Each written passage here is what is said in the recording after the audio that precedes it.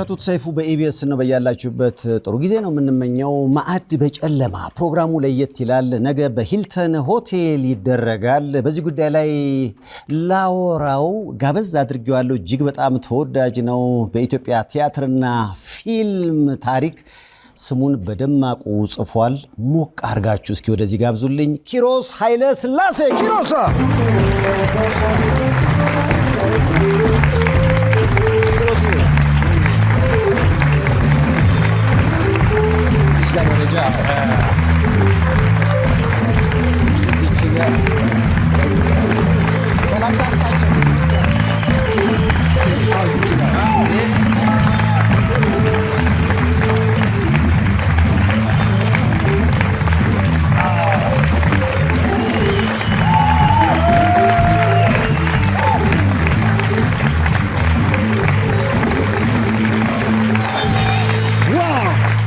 ኪሮስን እንወዳለን በሉት። ኪሮስ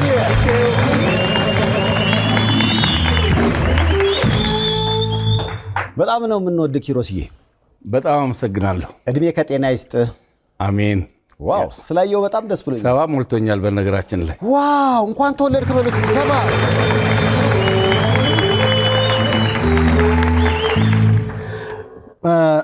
ማየት ያቃተ 60 ዓመት ላይ ነው ሲባል ሰምቼ ነበርና ላለፉት 10 ዓመታት ያሳለፍከው ምናልባት ከዚህ ጋር በተገናኘ ነው?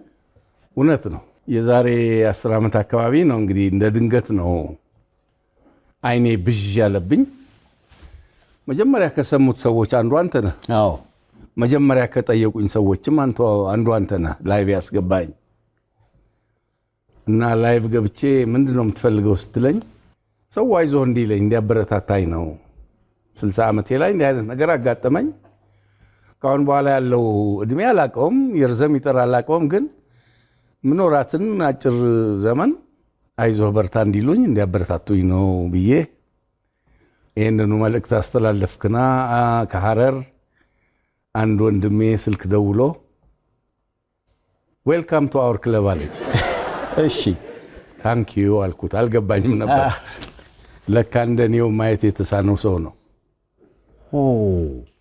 በኋላ ገና ከጅምሩ ለካ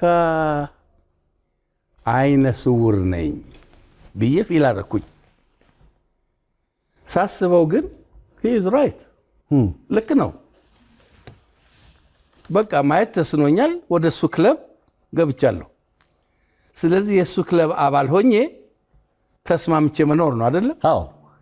ከዛን ጊዜ ጀምሮ ይኸው ተስማምቼ እኖራለሁ 10 ዓመት ሙሉ። አሁን በዓለም አቀፍ ደረጃ ይህ ሳምንት ያለፈው ሳምንት የአካል ጉዳተኞች ቀን የተከበረ ነው እና ምናልባት ካሁን በፊት ስለዚህ ቀን አከባበር ያለህ ግንዛቤና አሁን ይህ ነገር ካጋጠመ በኋላ ያለህ አመለካከት እንዴት ነው ኪሮሴ?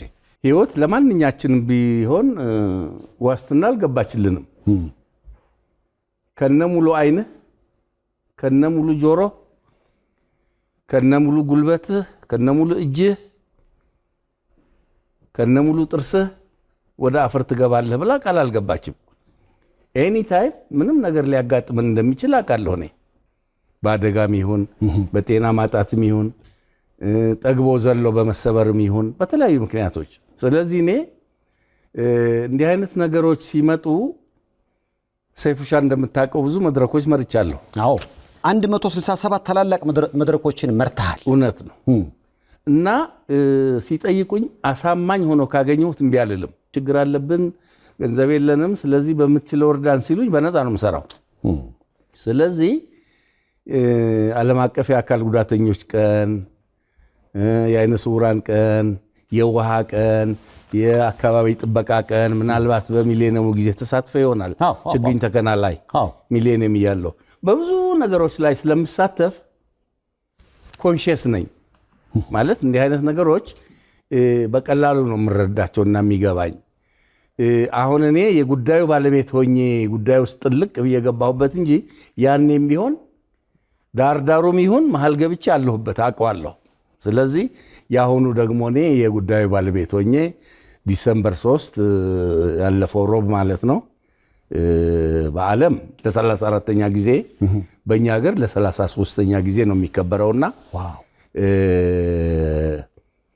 ይሄንን ነፍስ እስካወቅኩ ድረስ ኮንሽስ እስከሆንኩ ድረስ ነገሮችን ማገናዘብ ማለት ስራ ጀምሬ ስራ ዓለም ላይ ነገሮችን ማገናዘብ እስከጀመርኩበት ጊዜ ድረስ ከታተለዋለሁ። ተከታትዬም የምችለውን ነገር ሳደርግ ነው የነበረው። እንደውም የአካል ጉዳተኞችን ቀን በተመለከተ ደወልክልኝና ሁሌ ያው ሳቅ ይጭራል ጋሽ ኪሮስና እኔ ያው እንግዲህ ከአይኔ ጋር በተገናኘ አንተም ደግሞ በሆነ ነገር አብረን ማክበር አለብን ይሄንን ቀን አልከኝ። ለተመልካቾቼ እሱን ንገርልኝ እስኪ። ቅድም እንዳልኩ ነው እንግዲህ ህይወት ለማንኛችንም ቃል የገባችው ነገር የለም። ሙሉ ነገር የነበረን ሰዎች በተለያዩ ምክንያቶች ጎዶሎ የሚያስብሉ ነገሮች ያጋጥሙናል። ሰይፉሻ እኔ ያው እንደምታውቀው የአካል ጉዳተኛ ሆኛለሁ አይኔ አያይም አልኩና ደነገጥክ። ቃሉን እንድናገረው ስላልፈለክ ነው የደነገጥከው። ግን ነኝ መቀበል አለብኝ አይደለ? አንድ ነገር መቀየር እስከቻልክ ጊዜ ድረስ ብቻ ነው እንጂ የምትንገታገተው መቀየር የማትችለው ለውጥ ማምጣት የማትችል ከሆነ አክሴፕት ማድረግ አለብህ። አክሴፕት አድርገህ ደግሞ ተመስገን ማለት መቻል አለብህ። ስለዚህ ይሄንኑ የኔን ጉዳይ አንስቼ እንዴ ሰይፉሻ አንተም እኮ አካል ጉዳተኛ ነህ አልኩ። ሳቅ ጸጉሬ የታለ አልኩ።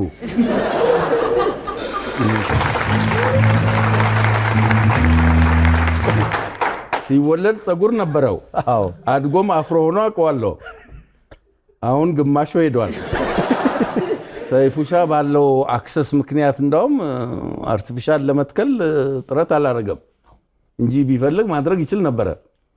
ብዙ ሰው እኮ አርቲፊሻል እጅ፣ አርቲፊሻል እግር፣ አርቲፊሻል ጥርስ፣ አርቲፊሻል ጸጉር ያደርጋል የጎደለን ነገር ለመተካት አይደል? ስለዚህ ጎድሏል ማለት ነው። ጸጉር አካል ጉዳተኛ ተቀብያለሁ። ለአይንህን ብርሃን ማጣት እንደ ምክንያት የሚቀመጠው የስኳር ህመምህ ነው ጋሽ ኪሮስ? ስኳር አነካኪ በሽታ ነው። ብቻውን ችሎ እንትን የሚል አይደለም። ከደም ግፊት ጋር አብሮ እንትን ይላል። ኮሌስትሮልም አብሮት እንትን ያደርጋል። ስለዚህ የኔ ግላኮማ ነው። ግላኮማ ማለት አጠቃላይ ሰውነታችን ብላድ ፕሬሸር አለ። ይሄ አጠቃላይ ሰውነት 120/80 ሲሆን ኖርማል ነው ይባላል። የአይን ደግሞ ከ10 በላይ ከሆነ ፕሬሸር አለ ማለት ነው። ግራና ቀኙ አይን ሲለካ መለኪያ ያላቸው ሲለኩት ከ10 በላይ ከሆነ ግላኮማ የማምጣት እድሉ ከፍተኛ ነው ማለት ነው። ስለዚህ እኔ 18 በ20 18 በምናምን ነበረ።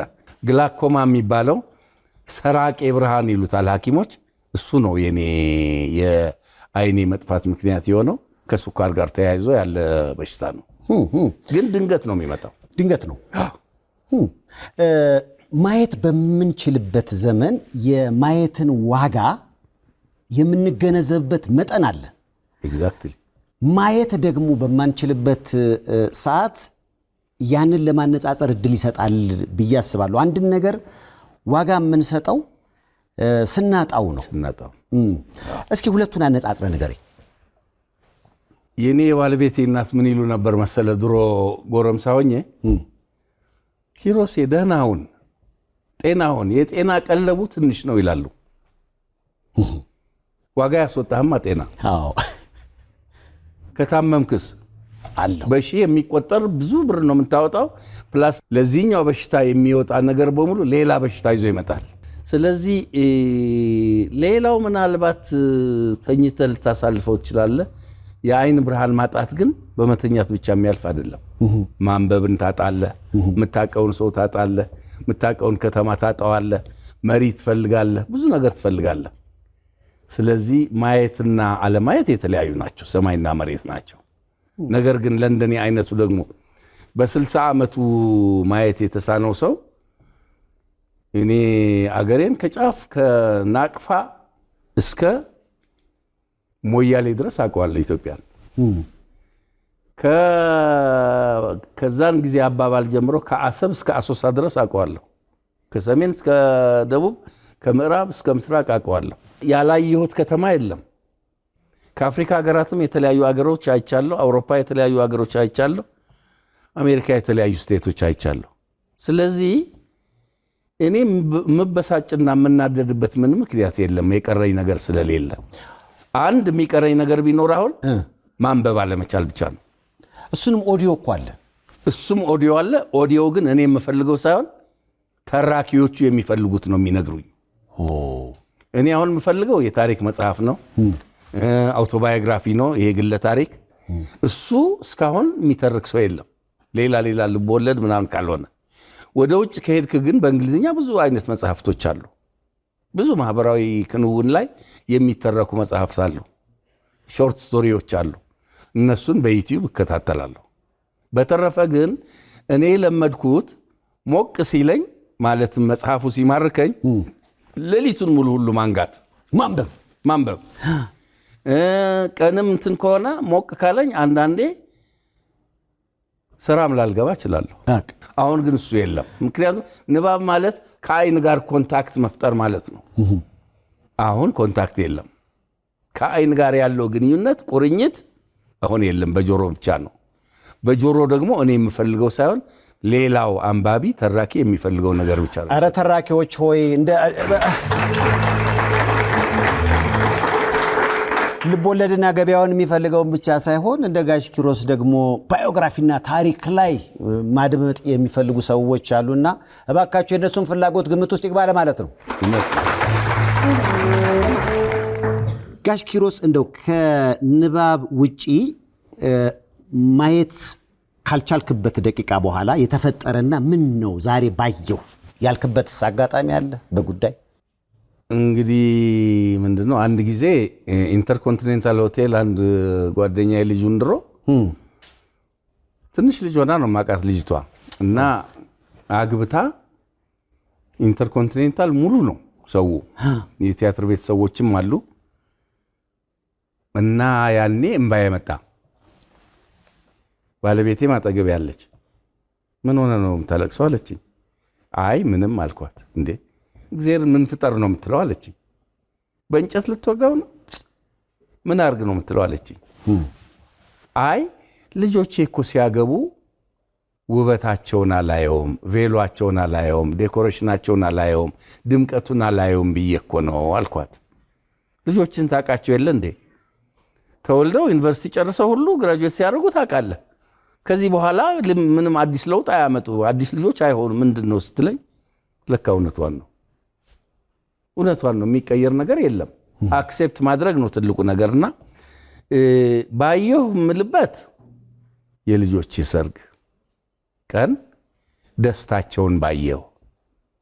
ሁለት ልጆቼ ሴት ልጆቼ አንድ ቀን የዳርኳቸውና ደስታቸው ፊታቸውን ባየሁ ብዬ ትንሽ ፊል አድርጌያለሁ። እንደዛኛው እንደ ጓደኛዬ ልጅ ሰርግ አላለቀስኩም፣ ግን ያኔ ፊል አድርጌያለሁ። ምን ነው ዛሬ ባየሁ ለአንድ አፍታ እንኳን ለቅጽበት ብልጭ ብላ በጠፋች ብያለሁ። በተረፈ ግን ብዙ ምለው ነገር የለም እና አንደኛዋ ልጅ ወልዳ የልጄን ልጅ አላየሁትም ማለት ዝም ብሎ በዳበሳና በማቀፍ ካልሆነ በስተቀር መልኩ ቁንጅናው አላየሁትም። ስለዚህ እንዳየሁት ቆጥሯለሁ። ደስ ይላል። ምክንያቱም ኪሮስ የአራት ልጆች አያት ሆነሃል። እውነት ነው። አዎ የቤተሰብን ፎቶ እያየሁ ነው። በጣም ነው የምታምሩት። ከፊት አንተ አለ በአበሻ ቀሚስ ድምቅ ብላችሁ የሆነ አንድ ዝግጅት እንዳለ ይሰማኛል። የሰባኛ ይመስለኛል 7ኛ ዓመት በ2017 መጋቢት 27 ነው ያከበርኩት። ተስፋ ኢንተርፕራይዝ ከልጆቼ ጋር ሆኖ ነው ያከበረልኝ ሀገር ፍቅር ቲያትር እና ለዛን ጊዜ የተነሳ ነው ፎቶግራፍ ይመስለኛል። ለኪነ ጥበብ ሰዎች ዋጋ በመስጠት ብዙ እየደከመ ላለው ለተስፋ ኢንተርፕራይዝ ምስጋና ባካችሁ አመስገኞ ስለማላቅ ሆኖ የድሮ ፎቶህን እያየው በብላክ ኤንድ ዋይት ጋሽ ጸጋዬን ነው የምትመስለው። ጸጋዬ ገብረ መድህን እንዴ? ጋሽ ጸጋዬ እኮ በራ ነው። እኔ አፍሮ ነበር። ጋሽ ጸጋዬ አፍሮ እያለ አዎ። እሺ ቅጥነታችን ነው። ቀጭን ነበርኩ እኔ ከዩኒቨርሲቲ ስወጣ በጣም ቀጭን ነኝ። ከዛ በኋላ ደግሞ ያለው የፎቶ ጥያቄ ምናልባት ከጋሽ ደበበ እሸቱ ጋር እየተወንክ እሱ ሊሆን የሚችለው የቬኑሱ ነጋዴ ነው። ንጉስ ሊር የሚባልም ቲያትር አብረን ተውነናል። ጠልፎ በኪሴንም አብረን ተውነናል ከደበበ ጋር። እንግዲህ እነኚህ ናቸው አብረን ከደቤ ጋር የተጫወት ናቸው። በጣም የምታደንቀው በህይወት ዘመንህ፣ ምክንያቱም እኔ በጣም ከማደንቃቸው ተዋናዮች መካከል አንዱ አንተ ነህ። አንተ ደግሞ በጣም የምታደንቀው ተዋናይ ማን ነው? እንግዲህ ሪሌቲቭ ነው፣ አንጻራዊ ነው አድናቆት።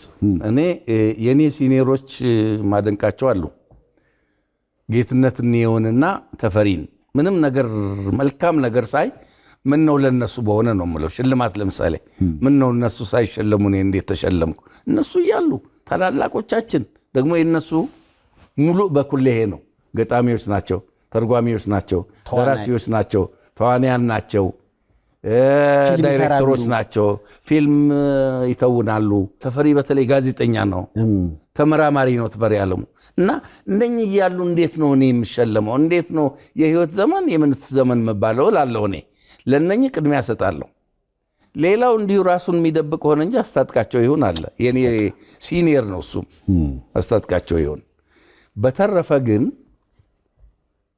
በዚህ ሙያ የተሰማሩ በሙሉ በተለይ ታለንት ያላቸው በዚህ ሙያ የተሰማሩ በሙሉ መስዋዕትነት ከፍለው የህይወት ዘመናቸውን በዚህ ሙያ ላይ የሚያሳልፉ የኪነ ጥበብ ባለሙያዎችን በሙሉ አደንቃለሁ። አንድ በህይወት የሌለ ሰው ግን የሚተካልኝ ሰው የለም። ማን ነው? ግርማዬ መኮንን ይባላል። ግርማዬ መኮንን መስከረም 7 1983 ዓ.ም ነው የሞተው። የኛ ታላቅ መምህር፣ ኮሜዲ ብትለው፣ ትራጀዲ ብትለው፣ ፋርስ ብትለው የማይችለው አይነት የትወና ስታይል የለም። ቁጭ ነው የሚያደርገው። እኔ ነኝ ብቁ ተዋናይ፣ እኔ ነኝ ምርጥ ተዋናይ የሚልን ሰው ሁሉ የሚያስንቅና አፍ የሚያስከፍት ተዋናይ ነበረ። በዚህ ላይ ግሩም መድረክ መሪ፣ ግሩም ገጣሚ ነበረ። ይሄ ሰውዬ ባጭር ተቀጨ በ83 ዓመተ ምህረት። ብዙ ወጣቶች እርግጠኛ ነኝ እዚህ ያሉ ወጣቶች ምናልባት 35 36 የሞላቸው ወጣቶች እንኳን ቢሆኑ ግርማዬን አያውቁትም። ምክንያቱም 35 36 ዓመት ሆኖታል ከሞተ። እኔ ግን እድለኛ ሆኜ አብሬው የመስራት እድል ሁሉ ገጥሞኛል። ከሱራፌል ጋር ተመሳሳይ ጊዜ ነው የሞቱት? እያጎኑ ነው የሚተውነው ሱራፌል? ሱራፌል ግንቦት 20 ነው የሞተው፣ ግንቦት 19። ግርማዬ መኮንን ግን ከሱ ወደ 8 ወር ቀድሞ መስከረም ላይ ነው የሞተው። የሚገርሙ ሁለት ተዋንያን፣ በጣም ምርጥ ተዋንያን ናቸው። ለእኔ ግን ግርማዬን የሚያክል አይሆንልኝ። ነፍስ ይማር ብለናል።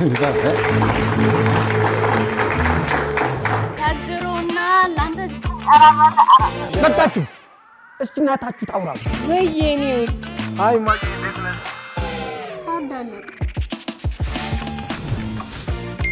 የኔ ካርዱ ሞልቼልሻለሁ።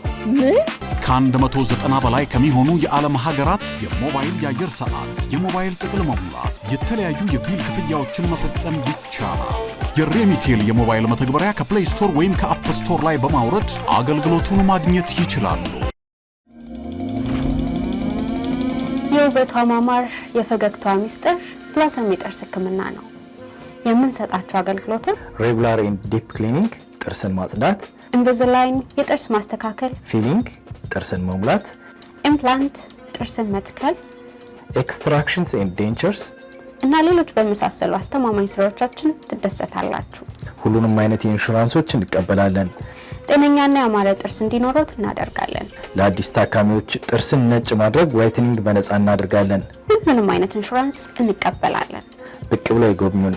ልምድና ችሎታ ያላቸው የጥርስ ሕክምና ባለሙያዎች ከዘመናዊና ንጽህናቸውን ከጠበቁ የጥርስ ስራ መሳሪያዎች ጋር ይጠብቋቸዋል።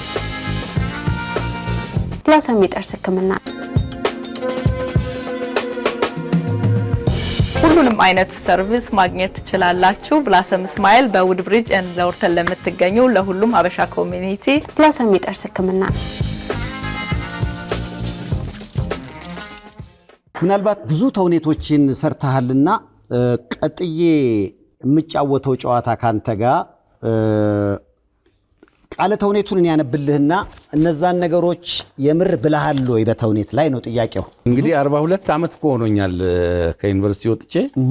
ቲያትር መስራት ጀምሬ እስከዚህ ደቂቃ ድረስ 42 ዓመት ነው። 42 ዓመት እንግዲህ ካረሳሁት በስተቀር ማስታውሰውን እነግርሃለሁ። ቀጣዩን ብለሃል አላልክም ጋሽ ኪሮስ? ስራው ካቃተህ እንደ አፄ ቴዎድሮስ ጠጣው ብለሃል። ሰማያዊ ፈረስ ነው እሱ ብለሃል። ሰማያዊ ፈረስ ብያለሁ።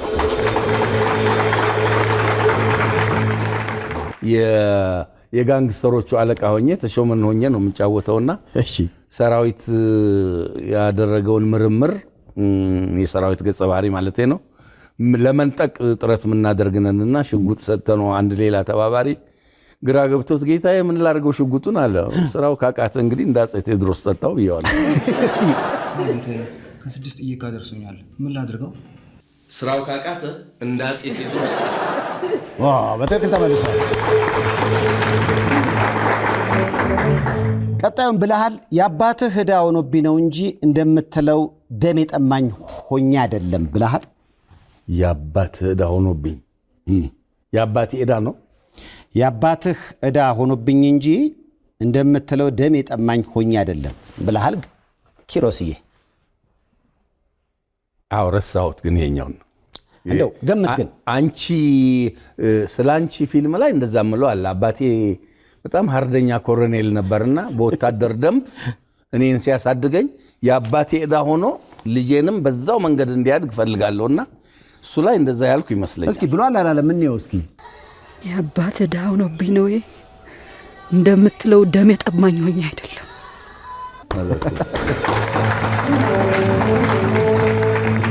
እስቲ ደግሞ አንተ እንደሌላው ልጅ አይደለህም፣ ለእያንዳንዱ ነገር ጠንቃቃ መሆን አለብህ፣ ልክ ፍልሚያ ውስጥ እንዳለ ወታደር ብለሃል። ይሄ ደፍነትሊ ስለ አንቺ ላይ ነው፣ ለልጄ ነው ምለው ብለሃል። እስኪ እኔው ደግሞ አንተ እንደሌላው ልጅ አይደለም፣ ለእያንዳንዱ ነገር ጠንቃቃ መሆን አለብህ፣ ልክ ፍልሚያ ምሽግ ውስጥ እንዳለ ወታደር። እሺ ዋው፣ በትክክል ተመልሷል። አበባሽን ከጨበጥኩት ከቶ ላድንሽ አልችልም፣ ጠውልጎ መውደቅ ነው እንጂ ትንሣኤ ሞትስ የለሽም ብለሃል። አላስታውሰም፣ ይህን ታስዋሸኝ እስኪ። አበባሽን ከበጨኩት ከቶ ላድንሽ አልችልም፣ ጠውልጎ መውደቅ ነው እንጂ ትንሣኤ ሞትስ የለሽም። ይሄ ኦቴሎ ነው። ኦቴሎ አበበ ባልቻ አላልክም፣ አንተ አላልክም። ለመሆኑ ሚስት አለ? እንግዲያውስ ቢያንስ ለአንድ ወር ያህል አልጋህ ቀይረህ ተኛ ብለሃል። ይሄ አንድ ፋርስ የሆነ እንትን ይመስለኛል። ሐኪም ቢሰውርን ሆኜ የመንደሩ መርፌ ወጊ ቲያትርን ስጫወት ዋናው ገጸ ባህሪ እሱን ይመስለኛል። እሱ ብዙ ኮሚክ ቃለ ተውኔቶች ስላሉት እሱኛ ውስጥ ይመስለኛል። እስኪ ብሏል አላለም ጋሽ ኪሮስ? ለመሆኑ ሚስት አለ? አለች እኛም ልጆቼ እናት አለች። እንግዲህ ያው ቢያንስ ለአንድ ወር ያህል አልጋ ቀይረህ ተኛ። ብሏል። በርካታ ወንጀለኞች በየቦታው በማህበረሰቡ ውስጥ ተሰክስከው ተንደላቀው በነፃነት እንደሚኖሩ ባውቅም ብለሃል። ወደ ገደለው ነው ብለሃል ብያለሁ። እስኪ በርካታ ወንጀለኞች በየቦታው በማህበረሰብ ውስጥ ተሰግስገው ተንደላቀው በነፃነት እንደሚኖሩ ባውቅም ዋው ብሏል። የመጨረሻ ጥያቄ ነው። አንድ ቀን ስትል በዚህ ያስለቀቅ አመልህ ልጅቷ ከእጅህ እንዳታመልጥህ። ልጅቷ እንደሆነች የተመሰከረላት ጥሩ ሰው ናት። ምናልባት ገበና ላይ አባት ሆኜ ያልኩ ይመስለኛል፣ ግን አምነት ኳየት ሹር በትክክል ተመልሷል። በጣም ገበና እስኪ አንድ ቀን ስትል በዚህ ያዝለቀቅ አመልህ ልጅቷ ከእጅህ እንዳታመልጥህ። ልጅቷ እንደሆነች የተመሰከረላት ጥሩ ሰው ነች። በጣም በሚገርም ሁኔታ እንግዲህ የድሮ ስራዎችን ሳይ በትዝታ በተለይ ተከታታይ ቲቪ ድራማዎችን ከዛ ውጪ አገር ፍቅር ለሚመላለሱ ደግሞ ቲያትሮችን ስትሰራ ነበርና የኪነ ጥበብ አፍቃሪያን ልብ ላይ አሁንም ድረስ እንደነገስካለ ይሄንን ደግሞ ተመልካቾች ያረጋግጡናል።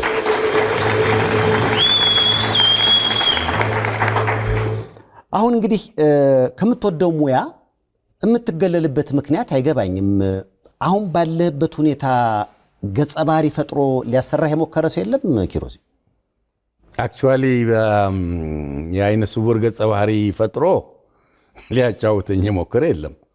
ነገር ግን እንደምታውቀው ምናልባት ልታስታውሰው እንደምችል ዳና የቴሌቪዥን ድራማ የነ ሚኪ አባት ሆኜ ነበር የምሰራው እና ኦሬዲ አይኔን ጀምሮኛል፣ እየደከመ ሄዷል። እሺ እየደከመ ሄዶ ማንበብ ሁሉ እያቃተኝ ነበረና እያነበቡልኝ ዳናን ጨርሼዋለሁ። ዋው አመት ከምናምን ነው 2 አመት ከምናምን ዳናን እያነበቡልኝ አክት አድርጌያለሁ። ከዛ በኋላ ደግሞ ሰው መሆን ይስማው ሶሚክ አደይ የሚል የዲኤስቲቪ ድራማ ነበረው፣ ተከታታይ ድራማ። ቢያንስ ለ1 አመት ከ2 ወር ያክል ከነበሩት የረዥም ጊዜ ተከታታይ ሲሪሶች የ1 አመት ከ2 ወር ያህሉ ላይ እኔ ተሳትፌያለሁ ኮሎኔል ሆኜ። ይሄም እየተነበበልኝ እኔ አሁን አይኔ እምቢ ብሏል፣ ጭራሽ ማንበብም እንትን ማለትም አልችልምና እንዳላስቸግርህ ያንተን ምክሩ ወደ ኋላ እንዳልጎትተው ብየው ግድ የለም እያነበብንልህ ደጋግመንም ቢሆን ብትሳሳት ደጋግመንም ቢሆን እየቀረጽን ትሰራዋለህ እንጂ ምንም ችግር የለም አለ። ብዙም ያስቸገርኩት አይመስለኝም። ሰራው 1 አመት ከ2 ወር በዲኤስቲቪ ተላልፈዋል። ገጸ ባህሪው ግን ማየት የተሳነው አይደለም፣ የሚያይ ሰው ነው። ያውም የጦር መሳሪያ ነጋዴ፣ ኮንትሮባንድ ነጋዴ የሆነ የድሮ ኮሎኔል ሆኜ ነው የምጫወተው። እንግዲህ አሁን ደግሞ ማን ያዘዋል እንደሻው ታዋቂው ዳይሬክተር ማን የመጨረሻ ፍርድ የሚል የበርቶልት ብሬሽት የሚባል ጀርመናዊ የሱ ካውኬሲያን ቾክ ሰርክል የሚል ተርጉሞ እሱ ላይ ሽማግሌ ሆኜ አሁን እየተለማመድን ነው። ታህሳስ 9 ነው ለህዝብ የሚቀርበው። እየተለማመድኩ ነው። በጉት አንጠብቅም እንዴ ጎበዝ? ታህሳስ 9። ስለዚህ በቃ አለ እኮ ስራውም አለ፣ ጋሽ ኪሮስም አለ። ምክንያቱም እንዲህ አይነት ነገር ሲያጋጥም ቅድም እንዳልከኝ ነው ድባቴ የሚያመጣ እንደው ስራ ላቆም ይሆን የሚል እሳቤ የሚያመጣ ነገር ይኖርሃል ብዬ አስባለሁ። መጀመሪያ ላይ ግን እየቆየ እየተለማመድክ ስትመጣ ግን ለሁሉም ነገር መንገድ አለው። ይገርምሃል ሰይፉሻ ፍሮም ዴይ 1 ጀምሮ ጠዋት ልክ ስራ እንዳለው ሰው በነገራችን ላይ አይኔ ሲታወር ጡረታ ወጥቻለሁ። እኔ early retirement ነው። የራሴን ስራ ሰራለሁ፣ የፕሮሞሽን ስራ ሰራለሁ ብዬ ነው አስቀድሜ ከሚሌኒየም ዳይሬክተርነት ሚሌኒየም ጽህፈት ቤት ሲዘጋ ያኔ ነው የወጣሁት። ያም ሆኖ ይህ ግን በ60 ዓመቴ ነው እንትን ያልኩትና ልክ ሲጀምረኝ ልክ ስራ እንዳለው ሰው ጠዋት ተነስቼ ተጣጥቤ የስኳር መድኃኒቴን ወስጄ ቁርሴን በልቼ አገር ፍቅር ከሰራተኛው እኩል ነው የምገኘው። ዋው! ከሰራተኛው እኩል እኔ በምንም አይነት አማርሬም እንዴት አባቴ ሆኜ ነው ፒያሳ ምደርሰው እንዴት ነው ማን ነው የሚወስደኝ አልልም። በራይድም ይሁን ያው የራይድ አንዳንዴ ይቸግራል እንጂ በራይድም በምንም ተንጠላጥዬ አገር ፍቅር ነው የምገኘው። ከዛ በኋላ እዛውዬ እንግዲህ ሰይፉ እኔ ጋር እድሜ ስትደርስ ታውቀዋለህ፣ ሰው በትዝታ ነው መኖር የሚጀምረው። በትናንቱ ነው። ምክንያቱም ካሁን በኋላ ያለው በተስፋ የምትኖርበት አይደለም። ወጣት ስትሆን ነው በተስፋ የምትኖረው።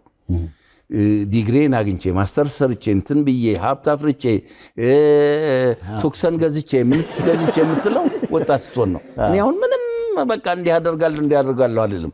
በትናንትናው ግን ከጓደኞቼ ጋር ቁጭ ብለን ስንወቅት ስንፈጭ ነው የምንውለው። ትዝታን ከዛ በኋላ አውርተን ምን ብለን 7 ሰዓት ተኩል ሲሆን ወደ ቤት እሄዳለሁ። ስለዚህ ምንም ያለፉት 10 ዓመታት አልተደናበርኩም። እውነት ለመናገር የተወሰኑ የስሜትና የመቆዘም ቀናት ነበሩኝ፣ ጥቂት ቀናት። በምን ምክንያት ነው ያልኩ? ለምሳሌ ልጆቼን ያለቀስኩበት መጽሐፍ ማንበብ ጋር ተለያየሁ አልኩ። አይዞህ አትለያይም አሉ። በተለይ እኔ ባይብል ሳረጅ አነባለሁ ብዬ በወጣትነቴ አላነበብኩ መጽሐፍ ቅዱስን። ስለዚህ ሳላነበው መቅረቴ ነው የሚያሳዝነኝ ስል በሶላር የሚሰራ ናሬትድ የሆነ በአማርኛ የተተረከ እንደ ቴፕ የምትመስል ነገር ሰዎች ላኩልኝ። 2 ሰዎች 2 የተለያየ እንትን ላኩልኝ። ስለዚህ ባይብልን የማዳመጥ እድል ገጠመኝ። ቅድም ያልኩ የታሪክ መጽሐፍ አለማንበቤ ምናምን የሚለው ሱሱ ካልሆነ በስተቀር የሚነበቡ መጽሐፍት ሁሉ በጆሮዬ እየሰማሁ ነው። ስለዚህ የቀረኝ ነገር የለም። ጋሽ ኪሮስ የጽናትና የጥንካሬ ምሳሌ ነው። አሁን ከአንተ ህይወትና አጋጣሚ ተነስቼ ወጣቶች ናቸው የሚያዩንና አንተ በወጣትነትህ ሳታደርገው የጸጸተ ሁሉም እንደየእምነቱ ክርስቲያን ከሆነ አሁን ባይብል አለማንበብህ ስትል ነበር፣ ሙስሊም ከሆነ ቁርአን አለመቅራቱ ሊሆን ይችላልና በወጣትነት አለማድረግ በስተርጅና የጸጸት ስሜት ሊያመጣ ይችላል ማለት ነው። አዎ ምንድነው የሚለው ግዕዝ? ሁሉንም መርምሩ የተሻለውን ያዙ ነው። ሁሉንም ቢቻል ቋንቋም ሁሉም ነገር ብናውቅ አማርኛውም፣ ኦሮምኛውም፣ ትግርኛውም፣ ሶማሊኛውም ብናውቅ ከዛ ውጭ ደግሞ የሌሎች አገሮች ለምሳሌ አካባቢያችን አረቦች ናቸው። አረብኛ የኛ ልጆች ውጭ ሀገር ሄደው የሚቸገሩት አረብኛ ስለማይችሉ ነው። አረብ ሀገር ሄደው ፊልሞቻችን እስቲ የዌስት አፍሪካ ፊልሞች በመላው ዓለም ይታያሉ። የናይጄሪያ ኖሊውድ ለምን? በእንግሊዝኛ ስለሚሰሩት ነው። እኛ ግን በአማርኛ ሰርተን ማን ያይልናል? ወንዝ አይሻገሩ። ምናልባት 2 ሚሊዮን ወይም 3 ሚሊዮን ኢትዮጵያውያን ውጭ አሉ። እነሱ ናቸው ቢያዩልን፣ ያውም ጊዜ ካላቸው። ሌሎች ፈረንጆች እንግሊዝኛ የሚሰሙ ፈረንጆች እንዲሰሙልን፣ እንዲያደንቁልን፣ ታሪካችንን፣ ባህላችንን እንዲያውቁልን ግን በእንግሊዝኛ ብንሰራ፣ በእንግሊዝኛ ሳብታይትል ብናደርግበት ከመላው ዓለም ጋር ተዋወቅን ማለት ነው። እና ከሌላው ዓለም ጋር ሊያስተዋውቀን የሚችል ቋንቋን ብናቅ ፕላስ ቅድም እንዳልኩ መጽሐፍ ቅዱሱንም ቁርአኑንም ብንመረምረውና የተሻለውን መርጠን ብንይዝ። እኔ አሁን አክራሪ እንትን አይደለሁም፣ ዳይሃርድ አይደለሁም። ሙትት ብዬ እንደዚህ ነው እንዲህ ነው ብዬ እስከ 10 ሰዓት እስከ 11 ሰዓት ምጾም ምጸልይ ሰው አይደለሁም። ያ የሰዎች የራሳቸው ምርጫ ነው። የኔ ግን ድክመት ሊሆን ይችላል፣ ግን አይደለሁም። እና ያም ሆኖ ይህ ግን ሰዎች የራሳቸውን ይዘው እንዲሄዱና የሌላውን እንዲያከብሩ በልጅነት ቢያውቁት ጥሩ ነው። ይህ ጥሩ ምክር ነው። እንደ ወጣትነትን ስታስብ ይሄን ማድረጌ ይጸጽተኛል የምትለው ምክንያቱም ወጣቶች ነው በአብዛኛው የሚያዩንና ይሄን ማድረጌ እኮ ልክ ካልነበር የምትለው ነገር አለ? እንግዲህ እንዳልኩ ነው እኮ ሰይፉሻ፣ ወክሉ አመክሩ ወዘሰና ያጽንኡ ብሏል ግዕዝ ብያለሁ። ሁሉንም ሞክሬያለሁ። ሁሉንም እኔ እናንተ እንግባባለን። ሁሉንም ስልህ እኔም እንዳንተ ሁሉንም ሞክሬያለሁ። መሞከሬ ግን ሁሉም ነገር ምንም ጥቅም እንደሌለው አወቅኩኝ። ባይሆን ግን ጥሩ ነበረ። ባይሆን ጥሩ ነበረ። እኔ እውነት ለመናገር አጭሻለሁ። በ14 ዓመቴ ነው ሲጋራ ማጨስ የጀመርኩት። ልጆቼ በአካል አይቶኝ አያውቁም። ሳጨስ አይቶኝ አግኝቶኝ ሬድ ሃንድ ይዞኝ አያውቁም። ግን ይሸታቸዋል። ምንድነው ልብስ ሁሉ ሲጋራ ይሸታል ይላሉ። አይ ከሚያጨሱ ሰዎች ጋር ነው የዋልኩት እላቸዋለሁ። ይሄ ሽወዳ ነው። ልጆችን ሸውጃቸዋለሁ። ይጠረጥሩ ይሆናል እንጂ በአካል ይዞኝ አያውቁም። ያም ሆኖ ግን እኔ እንደ ትልቅ ስህተት ቆጥረው ራሴንም ያታለልኩት ብዙ ሰው ለምኖኛል። እግሬ ላይ ወድቀው ተለምኛለሁ አቁም ተብዬ። ሲበቃኝ ግን በቃኝ። እኔ ነኝ የወሰንኩት። አንዳንድ ጊዜ ታውቃለህ ትሪሪም ባል ነበር። የነ ሰይፉሻ ገንዘብ ፎቅ ይሰራ ነበር። ትሪሪሙ ብዙ ነው። ትሪሪሙ ባይኖር ብዙ ቁም ነገር ይሰራ ነበረ። ፋይናንሻሊም ደህና ይኮን ነበረ። እኔ እኮ አንድ ፓኬት 100 ብር የገባ ጊዜ ነው ያቆምኩት።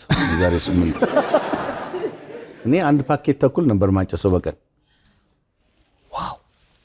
እና ኢማጂን ስንት ማለት ነው? ወደ 5000 ብር አካባቢ ነው በወር። ወደ 5000 ብር ዝም ብለህ በአመት 60000 ብር ነው እያልክ ስታሰላው የትና የት ነው? ድሮ አንድ ቪላ ይሰራ ነበር። የዛሬው እንኳን ተው፣ አንድ ትልቅ ቪላ የሚሰራ ብር በአመት አጠፋ ነበር። ስለዚህ ብዙ ያጠፋሁት ነገር አልፏል። ትምህርት ሰጥቶኝ ግን አልፏል። ሃርድ ወይ ነው ግን ያስተማረኝ። አንዳንዴ ፖዚቲቭሊ ቶሎ አስተምሮ የሚያልፍ ነገር አለ።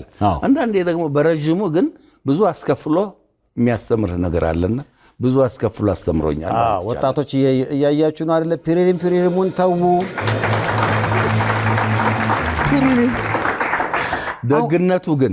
ደግነቱን ያሁን ብዙ ወጣት ሲያጨስ አላይም። በዚህ ዘመን አላይም። ተደብቀው ያጨሱ እንደሆነ ነው እንጂ ድሮ እኛ በአደባባይ እንደምናደርገው በአደባባይ የሚያጨስ ወጣታችን። እኔ መረጃ ልስጣ። እሺ፣ ወጣቶች ማለት ነው ያለሁት። እንደኛ ዘመን ዋየርለስ አይደለም አሁን የሚጨሰው፣ ባለገመዱ ነው። ባለገመዱ። ኦኬ፣ ባለገመዱ ነው እንዴ?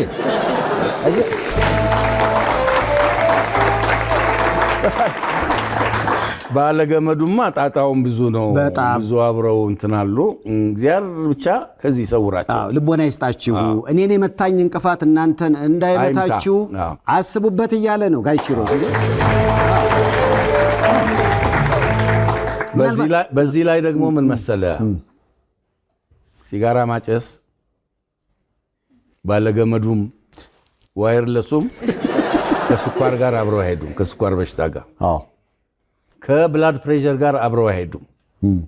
ከሳምባ ጋር አብረው አይሄዱም። እድሜን ለማሳጠር በጣም ትልቅ አክሲሌሬሽን አላቸው። እና ወጣቶች ሆይ እኔ 70 ዓመቴ ነው። ስንት ዓመት ካሁን በኋላ እንደምኖር አላቅም።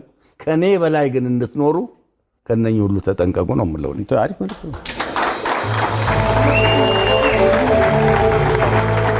ዴሉክስ ፕሮፐርቲስ በሚገባው ዘመናዊነት ልክ አፓርትመንት ቤቶችን ከ4.3 ሚሊዮን ብር አጠቃላይ ክፍያ ጀምሮ ለአጭር ጊዜ ብቻ በሚቆይ ዋጋ ቅናሽ እየሸጠ ይገኛል። ዴሉክስ ፕሮፐርቲስ በፒያሳ ከወዳጅነት ፓርክ ፊት ለፊትና በቦሌ መድኃኔዓለም ከቦሌ ኤርፖርት በቅርብ ርቀት ከሰላም ሲቲ ሞል አጠገብ ቅንጡ የመኖሪያ አፓርትመንት ቤቶችን በትጋት እየገነባ በመሸጥ ላይ ይገኛል። ቤቶቹ በቂ የመኪና ማቆሚያ፣ የኤሌክትሪክ ተሽከርካሪ ቻርጅ ማድረጊያ፣ ጂምና ስፓ፣ 2 የመኪና ሊፍት እንዲሁም የመዝናኛ ስፍራዎችና የጋራ መገልገያዎችን አሟልተዋል። ዴሉክስ ፕሮፐርቲስ የሚገባውት ዘመናዊነት። አሁን ስሰማ ብሬል እየተማርክ ነው ለማንበብ። የአይነ ስውራ ማየት የተሳናቸው ሰዎች ማየት የተሳናቸው ብዙ ያጨቃጭቃል አይደለ? አይነ ስውራን የሚለው ያግባባል ይመስለኛል። አይነ ስውራን ይባላል፣ ማየት የተሳናቸው ይባላል። እኔ ግን አዲስ ግልበጥ ነኝ። ሰይፉሻ የባልና ሚስቱን እንትን ታውቁ እንደሆነ ምናልባት ሰምታችሁ እንደሆነ ሚስት ባሏ ላይ ወጣ አፍንጫውን እያለችው ቆየችና ጎረቤቶች ኧረ ተጋደልን ተብሎ አንኳኩተው ሰብረው ሊገቡ ሲሉ ገለበጠችውና እሷ ከታች ሆነች፣ እሱ ከላይ ሆነ። በኋላ በል ተነስ ልትገድላት ነው እንዴ ሲሉት ኧረ እኔ አዲስ ግልብጥ ነኝ አሁን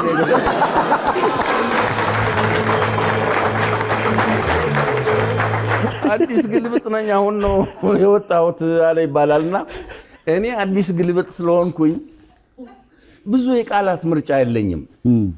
እኔ እንደውም አንዳንዴ የምንላለው ምን ነው ኪያ አረፈድክ ይሉኛል ጓደኞቼ። ስደናበር ነው አላቸዋለሁ፣ ይደነግጣሉ። እኔ እኮ ነኝ ያልኩት ለራሴ እኮ ነው። ሰው በራሱ መቀለድ ከቻለ በራሱ መሳቅ ከቻለ ጤነኛ ነው። ሰዎች ሲሉት አይከብደውም፣ ሰዎች ሲሉት አይበሳጭም። ስለዚህ እኔ አስቀድሜ እንዴ ታዲያ እኔ እናንተ እኩል ነን እንዴ? እኔ በቀኑ ጨልሞብኝ አንተ ከነብርሃንህ ነህ ምናምን እላለሁ። ሰዎቹ ሽምቅቅ ይላሉ። እኔ ግን እንዲሸማቀቁ አይደለም። እኔ ከዚህ ጉዳይ ጋር እየተለማመድኩ ነው፣ አብረን እየኖርን ነው። ስለዚህ አንተ ማይክፋህ በለኝ፣ ንገረኝ፣ እንደፈለክ እንቀልድ በዚህ ጉዳይ ላይ ለማለት ነው። ስለዚህ ቃላቶቹም ብዙ እንትን አልልም፣ ግን እጠነቀቃለሁ። አሁን ከኔ በፊት ቀድመው እንትን ያሉ ሰዎች እንዳይቀየሙ እንትን ላለሁ። ለምሳሌ አንድ አስተማሪ ብሬል የሚያስተምረኝ ሰው እየተማርክ ነው? አሁን ብሬል እየተማርኩ ነው። አንበሳ ነው እውነት ጋሽ ሂሩት። ብሬል ተምሬ የዛሬ ወር ከምናምን የመጀመሪያው ደረጃ ሰርቲፊኬት ወስጃለሁ። እንዴ አሁን ሁለተኛው ማጠናከሪያ ቀጥያለሁ። እና ይሄ ብሬል የሚያስተምረኝ ሰው ምን አለኝ፣ ጋሽ አሰፋ ጸጋዬ ይባላል። አንዳንድ ሰዎች ይላል ያንተን ቤት አልፈው ነው የሚሄዱት አለ እና ና እንሂድ ላድርስህ ይላሉ አለ። የኔን ቤት አልፎ እየሄደ ምንድነው የሚያደርሰኝ? ና እንሂድ ለምን አይለኝም? ዝም ብለህ ቃሉን ፊሎዞፋይዝ ስታደርገው ልክ ነው እሱ። ግን ይሄን ያህል ፊልም ማድረግ ነበረበት ወይ ስል አዎ ፊልም ማድረግ አለበት። ለምንድነው የሚያደርሰኝ? አይሸከመኝ፣ ተሸክሞ አይወስደኝ። አብረን ተያይዘን ስለሄድን እንሂድ ቢለኝ እኮ በቂ ነው። አብረን ነው የምንሄደው። እኔ በእግሬ አይደለም ወይ የምሄደው የሚል ስሜት ይፈጥርብኛል አለና ቃላት ላይ መጠንቀቅ ያስፈልጋል። ድሮ አሁን ድኩማን ይባላል። ከባድ፣ በጣም ከባድ ነው። ድኩማን ድርጅት ይል ነበር መንግስት። ከነ ጽሁፉ ከነ ቦርዱ እንደዛ ነበር የሚለው። አይነ ስውራን ይላል። ማየት የተሳናቸው ጥሩ ነው። ማየት የተሳናቸው ግን ማየት አልተሳናቸው፣ ብርሃን ነው ያጡት እንጂ ልበ ብርሃን ናቸው። ስለዚህ ጥንቃቄ ያስፈልገዋል ስሜታቸው እንዳይጎዳ ለማለት ነው። ኪሮሴ በ1977 ዓመተ ምህረት በትዝታ ወደ ኋላ ልወስድህ ነው። በትዝታ ነው የምኖረው ብለሃል። ተስፋም አለ ብዬ አስባለሁ። ምክንያቱም ቅድም ስትነግረኝ የድሮን እያስታወስን ከጓደኞቼ ጋር ማውራት ላይ እንግዲህ ጠዋት ተነስቼ አገር ፍቅር ሄዳለሁ ስላልክ ነው። በ1977 ዓመተ ምህረት የተሾመ አሰግድ ስንብት ሙዚቃና ኪሮስ የማይረሳ ገጠመኝ አላቸው ሲባል ሰማሁ። እውነት ነው? እውነት ነው። ምንድን ነው? እንግዲህ ያኔ እኔ 76 ነው ስራ የጀመርኩት። በ75 ግራጁዌት አድርጌ 76 ነው አገር ፍቅር የተቀጠልኩትና ከ75 መጨረሻ ጀምሮ ዝክረ ኪነ ጥበባት የሚባል ፕሮግራም ነበረ። አገር ፍቅር 40 ትዕይንተ ጥበባት የሚባል ሐሙስ ብሔራዊ ቲያትር ነበረ። ሮብ በ10 ሰዓት የሚል ራስ ቲያትር ነበረ። እዝለ ጥበባት ደግሞ ማክሰኞ ቲያትርና ባህል አዳራሽ ነበር። እሺ። እና እነኚህ አራቱም ቲያትር ቤቶች የሚያቀርቧቸው የኪነ ጥበብ ቢፌዎች ከቲያትር ቤቶቹ አቅም በላይ ነበር ሰው የሚያያቸው። እነኛ ክፍያውም 2 ብር ነው መግቢያው። አገር ፍቅር 860 ወንበር ነበረው። የሚገባው ሰው ግን 40 1600 1700 ሰው ነው። ከናዝሬት ይመጣል፣ ከደብረ ብርሃን ይመጣል፣ ከወሊሶ ይመጣል፣ ከወልቂጤ ይመጣል፣ ከአምቦ ይመጣል፣ ከዝዋይ ይመጣል፣ ከሐዋሳ ሁሉ ይመጣሉ ይህን ለማየት። ያኔ ደግሞ እንደምታውቀው የፍቅር ሙዚቃ ምናምን የለም፣ ክልክል ነው፣ ያ ቤት ነው። ስለዚህ እንዲህ ቅይጥ የሆኑ የኪነ ጥበብ ቢፌዎች ለማየት ይመጣ ስለነበረ ሰው አቀራረቡ እንዴት ነው? አንድ ባህል፣ አንድ ዘመናዊ ሙዚቃ፣ አንድ ግጥም፣ አንድ ሰርከስ፣ አንድ ማይም ድራማ። ማይም ድራማ ማለት ቃለ ተውኔት የሌለው ማለት ነው። ሰርከስ ምን ቅልቅል ነው። እና አጋጣሚ ሆኖ መድረክ የምመራው እኔ ተፈሪ ዓለሙ ነፍሱን ይማርና አርቲስት ደበበ እሸቱ ሆነን ነው። ሶስታችንን መድረክ የምንመራው። መድረክ የምንመራውም የሆነ ላይት ሩም አለ፣ መብራት ክፍል። እዛ ቁጭ ብለን ነው በየተራ ማይክሮፎን እንትን እያልን እናደርገውና በላይነሽ በአንተ የምትባል አይናማዬ የሚል ዘፈን ልትዘፍን ትወጣለች። የአበሻ ልብስ ለብሳ እጥርጥር ልብስ አይናማዬ እናዞማዬ ምን አስገለበጠኝ ወተቱን በጋን ችዬ ገፋዋለሁ የማልለውን ነው ግጥሞ። እቺ ሴትዮ ይህንን እየዘፈነች ምን አስገለበጠኝ ወተቱን በጋን ችዬ ገፋዋለሁ ስትል የማልለውን የሚለው የግጥሙ መድፊያ ሳትለው ወደኋላ ተንደርድራ ወደቀች። ምን ነው ወደቀችና ተደናገጥን። አጋጣሚ ሆኖ ተፈሪና ደበበ ባክስቴጅ ወርደዋል ለሻይ እንትን። እኔ ነኝ ያለሁት። ወርደዋል። አፋፍሰው ተሸክመው ባክስቴጅ ወሰዷት። እነ ተፈሪ ዛና ያሉት እነ ደበበ መኪና ነበረ ኩምቢ ቮልስዋገን፣ በዛ ጭነው የካቲት 12 ወሰዷት ይሽታል።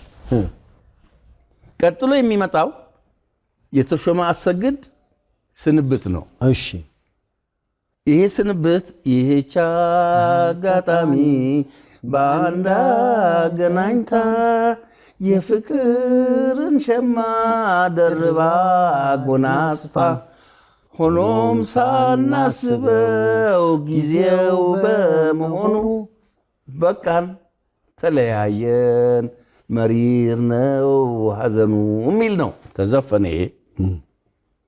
ከዛ በኋላ ፕሮግራሙ ቀጠለ። ስንሰማ የካቲት 12 ከደረሰች በኋላ የለችም፣ ሞታለች። እንዴ የሞተ ሰው ነው እንደዛችሁ የምትመጡት ብለው ሐኪሞቹ አዘኑ። ከዛ በኋላ ፕሮግራሙ አለቀና ለፕሮግራሙ ተሳታፊዎች አናውንስ አረግን። እሺ ቅድም እንዲህ አይነት ዘፈን ስትጫወት የነበረችው አንጋፋ አርቲስት ወድቃ ያያችኋት የካቲት 12 ተወስዳ ህይወቱ አልፏል ስንል ደነገጠ ሰው ጮኸ። እና ነገ በ9 ሰዓት ኡራኤል ቤተክርስቲያን ነው ቀብሩ ብለን አናውንስ አረግን። በነጋታው ያ ኦዲየንስ ተገልብጦ መጣ ኡራኤል። እሺ ስለዚህ ተሾመ አሰግድ በሬዲዮ በአንተ ሬዲዮም ይሁን በሌሎች ኤፍኤሞች ወይም በሌላ አጋጣሚ ስንብት ሲዘፈን ሁልጊዜ በላይነሽ ውባንት የምትባል ድምፃዊ ከአእምሮ ያተፋም። የእሷ አወዳደቅና የዚህ ዘፈን ኮኢንሳይድ ማድረግ መገጣጠም ሁልጊዜ ይመጣብኛል ከአእምሮ አይጠፋም። የሚገርም ገጠመኝ እንግዲህ 77 ከ77 እስካሁን እንግዲህ 41 ዓመት ማለት ነው። 41 ዓመት ሴትዮ በህሊና ውስጥ አለች። የማይረሳ አጋጣሚ። ያው እንግዲህ ልበ ብርሃን ናቸው። ለጋሽ ኪሮስ ስጦታም አለን ብለዋል። ሞቅ አርጋችሁ እስኪ እንግዶቼን ወደዚህ እኑ በሉልኝ እስኪ።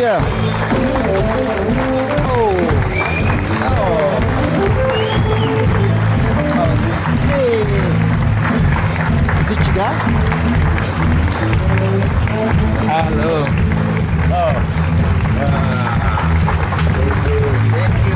ተባረኩ ተባረኩ ተባረኩ ተባረኩ ተባረኩ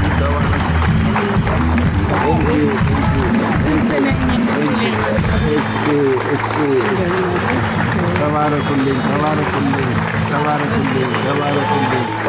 ቁጭ በሉ።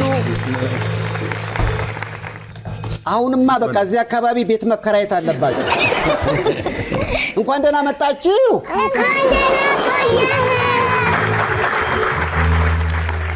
ጋሽ ኪሮስ ስለ ራስህ እስኪ ነገራቸው። እነሱም ስለ ራሳቸው ትንሽ ነገር ይነግሩሃል።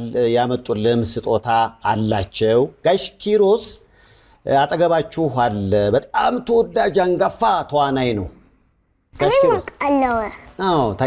ጋሽ ኪሮስን ታውቂዋለሽ? አውቃለሁ። ቴንክ ዩ በጣም አመሰግናለሁ። እደጊልኝ። አሜን። አወቃቸው ጋሽ ኪሮስ? አላወቅኩም፣ ይቅርታ። ራሳችሁን አስተዋውቁ እንጂ። ስሜ ሄለን ተሾመ ይባላል። እሺ ሄለንዬ በጣም አመሰግናለሁ ስላወቅኩሽ። ሁለቱ እህታማቾች በጣም ያንተ ወዳጆች ናቸው። ታንክ ዩ። አንተ 60 ዓመት ሲሆን ነው እንግዲህ ማየት አልቻልኩም ያልከው። እነሱ ደግሞ ያው ልባቸው ብርሃን የሆነ ልጆች ናቸው። ስላንተ ስነግራቸው እንዴ ብዙ ምን መክረው ምክር አለ እያሉኝ ነበር። ምንድነው የምትሉት ጋሽ ኪሮስን? እኔ ብዙም አላውቀውም ነበርና ግን እናቴ ታያለች እሱን ድራማ። በጣም ብዙ ድራማ እንዳለው አውቃለሁ። በዝና አውቀዋለሁ፣ ግን በጣም ብዙ ድራማውን አይቼው አላውቅም። ግን እኔ ያየሁትኝ አይ ቲንክ ተዋናይ አርቲስት ፍሬዎት የነበራት የዛ ለቅሶ ላይ ነው ያየሁት። የመጀመሪያ ጊዜ ያየሁት ጊዜ እና የዛን ሰዓት ነው ያየሁት እንጂ ሌላ ጊዜ በድራማ አይቼው አላውቅም። በነገራችን ላይ ጋሽ ኪሮስ ብሬል እየተማረ ነው። ስንተኛ ነኝ ያልከኝ ጋሽ ኪሮስ? አንተ አንደኛው ደረጃ ጨርሰሃል። የመጀመሪያውን ደረጃ ከፊደሎች ጋር 63ቱ የብሬል ካራክተሮች ከነሱ ጋር ተዋውቀን ጨርሰናል። አውቂያቸው ማለት ነው። አሁን የብሬል ወረቀት ትንሽ ደቀቅ ስለሚል በጣት የማንበቡ ደረጃ ላይ ነው ያለሁት። እነሱ እንግዲህ በሚገርም ሁኔታ መዝገበ ጸሎት በብሬል ሁሉ ያሳተሙ ናቸው። ሄራን ተሾመና ሶሊያና ተሾመ። በጣም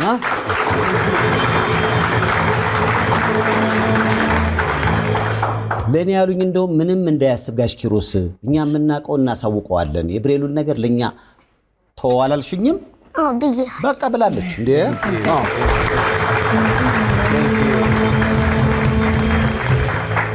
ይሄንን ነው እንግዲህ ልዩ ስጦታ ብለው ይዘው የመጡትና ሄራን ለጋሽ ኪሮስ ስጦታውን ስጡትና ከዛ እሱ ያነባዋል ከቻለ ምን እንዳላችሁ። እናመሰግናለን። ተባረኩልኝ፣ እደጉልኝ። አሁን ጋሽ ኪሮስ እስኪ ለማንበብ ሞክር። እዚህ ጋር እንዴት ነው? አስነብቢው በእጁ በጣቷ።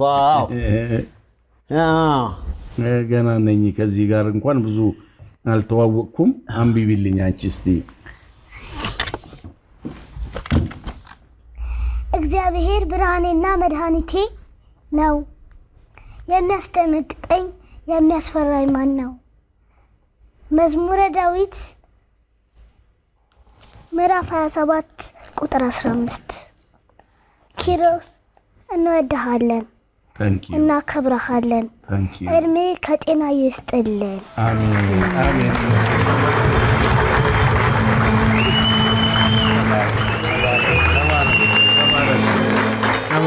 ና ሶሊያና ይላል። እሺ ቴንክ ዩ ማየ ተባረኩ። እሺ እግዚአብሔር ይስጥልኝ።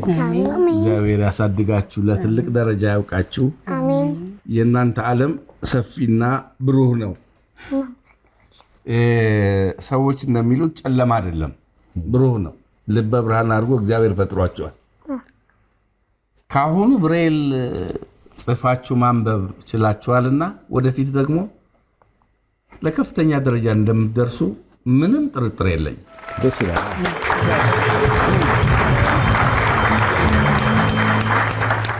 በነገራችን ላይ እኔ አንድ ምናልባት አሁን ሰይፉሻ ያናግራቸዋል፣ ቱጌዘር የሚባል ማዕከል አለ። የዛ የቱጌዘር ማዕከል የአይነ ስውራንን የሚረዳ ማህበር ነው። የዛ አምባሳደር ነኝ። ስለዚህ የዛሬ ወር አካባቢ ነው አምባሳደር የሆንኩት። ከዛን ጊዜ ጀምሮ በሚችለው አቅም ሁሉ እንደኔና እንደናንተ ማየት የተሳናቸው ትውልድ ኢትዮጵያውያን የተሻለ ደረጃ ላይ የሚደርሱበትን መንገድ በጋራ ፈልገን ለማግኘት ጥረት አደርጋለሁ። በዚህ አጋጣሚ በእናንተ ፊት በእናንተ ስም ቃል እገባለሁ።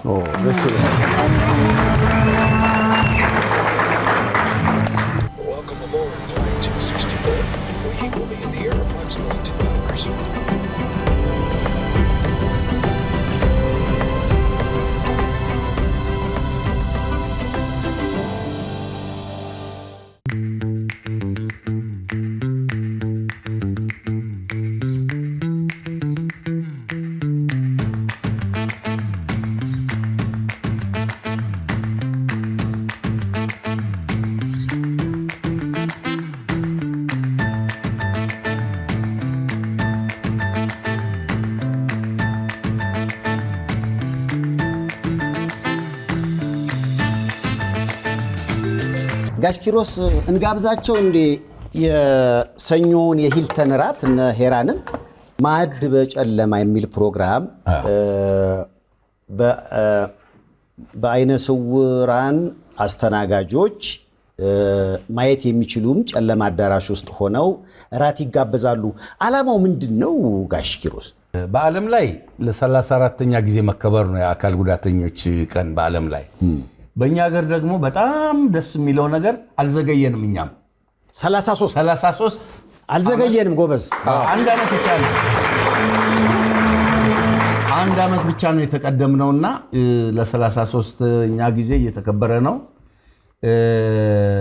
ባይገርምህ ሰይፉሻ በኢትዮጵያ ውስጥ ቀደም ብሎ በተጠናው ጥናት መሰረት 17.5 ከመቶ አካል ጉዳተኞች አሉ። እንግዲህ ዝም ብለህ 130 ሚሊዮንን ውሰደውና በ17.5 በድሮ ጥናት በዩኒሴፍ እና በWHO ጥናት 17 ሚሊዮን አካባቢ አካል ጉዳተኛ ነው። ከዚህ ውስጥ 42% በከፊልም ሆነ ሙሉ በሙሉ ማየት የማይችሉ የተሳናቸው አይነ ስውራን ናቸው። ይሄን 42% ካልኩሌት ስታደርገው ደግሞ ወደ 7 ሚሊዮን 8 ሚሊዮን አይነ ስውራን አሉ ማለት ነው። ይሄ ከዚህ ውስጥ እንግዲህ ለትምህርት እድል የደረሱ ዩኒቨርሲቲ ደረጃ ሃይስኩል ደረጃ የተማሩ በጣም ጥቂት ናቸው። ከገጠር ፈልሰው ከገጠር ጠፍተው ከተማ ውስጥ የገቡ ለዛውም ከተማ ውስጥ ገብተውም እድሉን ያገኙ ብቻ ናቸው የተማሩት። ብዙ ያልተማረ በየቤቱ ተደብቆ በየቤቱ ታስሮ ያለ ማየት የተሳነው ሰው አለ።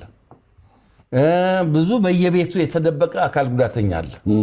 ከዚህ ሁሉ ነፃ የምንወጣበት ግንዛቤ እንዲፈጠር ማድረጊያ ነው ይሄ የሰኞ የሂልተን ሆቴሉ የዲነር ኢን ዘ ዳርክ። ዋው! ምንድነው ማየት የተሳናቸው ሰዎች ከኔ ጀምሮ ምግቡ አሁን ቀይ ወጥ አልጫ ምን በጣም ነው በማቀው እኔ በመልኩ አላቀውም። አሁን ድሮ በማቀው ከሆነ አልጫ ቢጫ ነው እርድ ይላል፣ ቀይ ወጥ ቀይ ነው በርበሬ ያለው ምናምን ልል እችላለሁ። አሁን ግን ሌላው በቴስት ካልሆነ በስተቀር በመልክ አይለየውም። ስለዚህ ሰይፉ አሁን በጨለማ ብላ ብትባል ለኔ ትርጉም የለውም። ጨለማም ምንም ላንተ ግን በጨለማ እንትን ይልሃል፣ ለየት ይልብሃል። በቀን የምታየውን ምግብ በቀን የምታውቀውን ምግብ በጨለማ ስትበላ ምናልባት ምን አለበት ይሆን ሁሉ ልትል ትችላለህ። ወንደላጤ ያለው በነገራችን ላይ ተከራይቼ ነበር የምኖረው እና አከራዬ 3 ሰዓት ሲል መብራት ያጠፋል እና በአጋጣሚ ስራ ቆይተን ስመለስ መብራቱ ጠፍቷል። ረሃብ ደግሞ ሊገለኝ ነበርና አሁን ያልከው ነገር ነው ትዝ ያለኝ። ወጥ መስራት ነበረብሽ። ወጡን የሰራሁት በዳበሳ ነው። ኦኬ። እና እኔ የሰራው የመሰለኝ ሽሮ ወጥ ነው። በኋላ ሳሸተው ነው በሶ ወጥ ነው።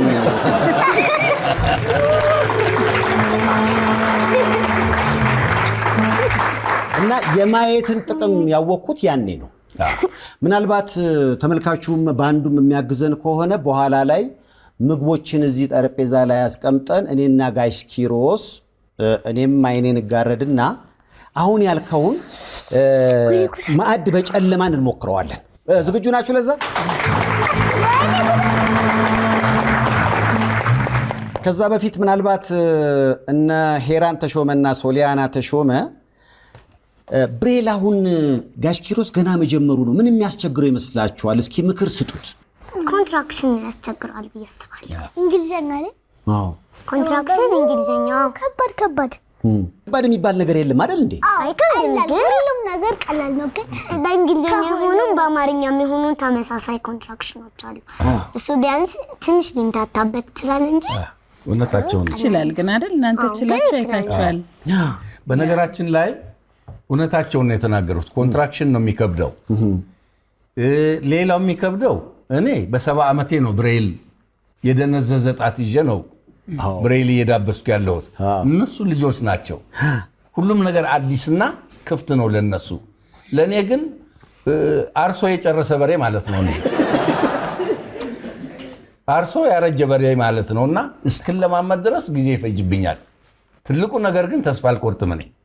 ምክንያቱም እኔ አሁን ለስራ አይደለም፣ ጥብቅና ለመቆም አይደለም፣ ጋዜጠኛ ለመሆን አይደለም፣ ምን ለመሆን አይደለም። የህይወት ታሪኬን ቢያንስ ለመጻፍ እንድችል ነው ብሬል እየተማርኩ ያለሁት። ስለዚህ ተስፋ ባለመቁረጥ እነሱ ያሉት ከባድ የሚመስለውን ነገር ለማሸነፍ እሞክራለሁ። ኧረ ትችላለህ በሉ። በጋሽ ኪሮስ መጽሐፍ የማንበብ ፍቅር፣ በዚህ ላይ ደግሞ ያው እንግዲህ ማየት ስላልቻልኩ ብዙ ነገር ማንበብ አልቻልኩም ብለሃል። በእርግጠኝነት ወደፊት ደግሞ የብሬል ትምህርቱ ከፍ እያለ ሲሄድ በእርግጠኝነት ቀጣዩን የነ ሄራንን ስጦታ የምታነብበት ዘመን ይመጣል ብዬ አስባለሁ። ያመጣችሁትን ስጦታ እናንተው ምን እንደሆነ ነግራችሁ ታስረክባላችሁ። እነ ሄራን ይኸው ለጋሽ ኪሮስ መጀመሪያ ይሰጥና እሺ። ቴንክ ዩ ተባረኩልኝ።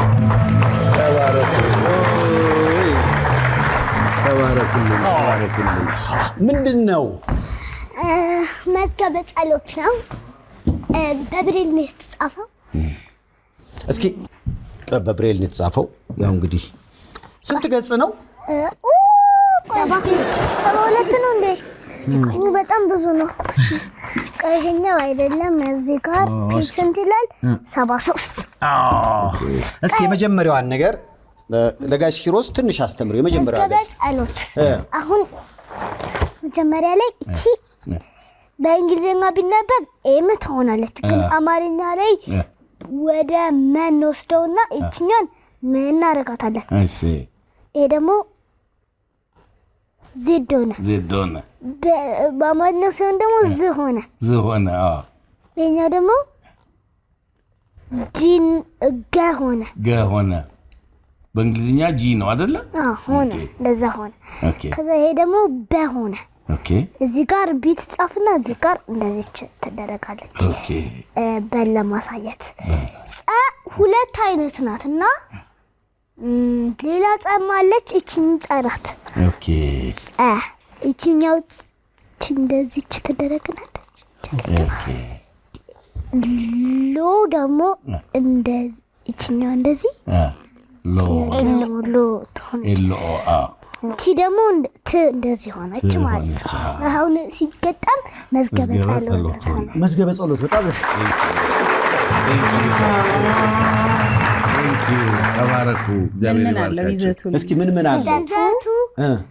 የዘወትር ጸሎት፣ ውዳሴ ማርያም፣ ከሰኞ እስከ እሑድ፣ አንቀጸ ብርሃን፣ የውዳሴዋ መላእክትና ሰኔ ጎልጎታ አለው። ቴንኪዩ። ተባረኩ። ተባረኩልኝ። እግዚአብሔር ይባርካችሁ። ያሳድጋችሁ እግዚአብሔር። እንግዲህ የመጀመሪያዎቹ መዝገበ ጸሎት በብሬል ያሳተሙ እና አፍሪካ ጊነስ ላይ የሰፈሩ ልጆች ናቸው። ልበ ብርሃን ናቸው። ያው እንግዲህ በፍሬም ቤት የምታስቀምጠው በብሬል የተጻፈ ጋሽ ኪሮስ እድሜ ከጤና ይስጥህ እንወዳሃለን የሚል ስጦታን ያመጡልህ። በድጋሚ አመስግናቸው። እግዚአብሔር ይባርካችሁ። ለትልቅ ደረጃ ለትልቅ ቁም ነገር እግዚአብሔር ያብቃችሁ። አሜን። ያው እንግዲህ ካሁን በፊትም መታችሁ እንግዶች ሆናችኋል። ኬክ ቤት ከፍተዋል። አሁን እንግዲህ አንዴ ይጋብዙሃል። 72 አካባቢ የሚገርም 72 ጋር ነው አይደል? 72 ወደ 20 ሜትር የምትሄደው መንገድ ነው። አሁን ግን ተከፍቷል። በድምቀት የሚመረቀው ግን ከገና በኋላ ነው። ምክንያቱም ጾም አለና በጾም ከሚሆን ብለን የገና ጊዜ ላይ አደረግን። መልካም። ለእኔ ስኳር የሌለው ኬክ ነው የምታዘጋጁልኝ ማለት ነው? ምንም ችግር የለም። በልዩ ትእዛዝ እናዘጋጅለታል። በልዩ ትእዛዝ ሰይፍሻ ምን እንደሚወድ ያኔ ያው እንጋብዘዋለን። ግን ከምርቃቱን በፊት መምጣት ከፈለጋችሁ 72 ወደ ፍየል ቤት መሄጃ ሰሚት 72 ጋር ወንድማማቾቹ ስጋ ቤት ጋር ወረድ ብሎት። እኔ ስጋ ቤት ውስጥ ነው የምገባው።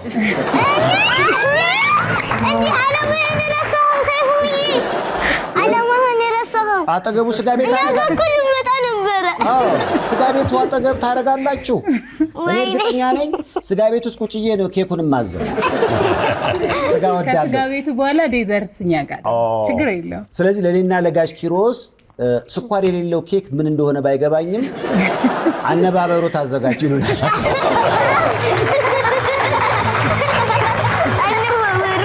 አነባበሩ ለኔ እሺ። የአበሻ ፒዛ እናዘጋጅ። አዎ አነባበሩ ለካበሻ ፒዛ ነው። አሁን ነው የማውቀው። ከጋሽ ኪሮስ ጋር በጣም ወዳጆች መሆን አለባችሁ። እሱ አሁን ስለሆነ 60 ዓመቱ ላይ ብሬል የጀመረው እናንተ ደግሞ በዚህ ማስተር አድርጋችሁ መጽሐፍ ሁሉ ከመጽሐፍ ስለደረሳችሁ የእናንተ እገዛ ያስፈልገኛል ስላለ ነው አንድም የጋበዛችሁ። ቃል ትገቡልኛላችሁ? ለዛ እንገባለን።